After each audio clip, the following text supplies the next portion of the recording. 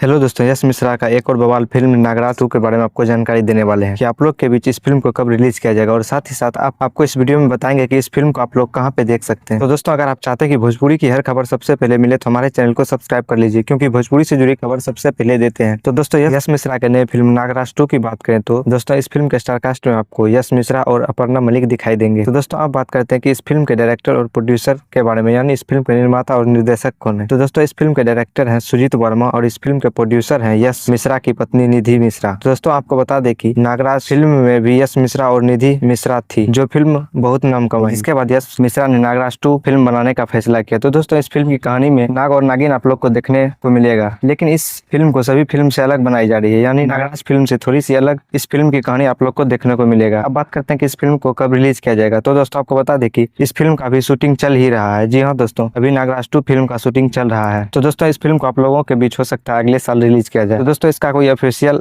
Update नहीं आया है। तो दोस्तों, जैसे ही इस फिल्म के बारे में और कोई भी अपडेट आता है तो आपको दूसरे वीडियो के माध्यम से बता देंगे। तो दोस्तों, ये था भोजपुरी के आने वाले फिल्मों का अपडेट। अगर वीडियो अच्छी लगी तो वीडियो को लाइक और चैनल को सब्सक्राइब कर लीजिए। मिलते हैं अगली वीडियो में, तब तक के लिए धन्यवाद।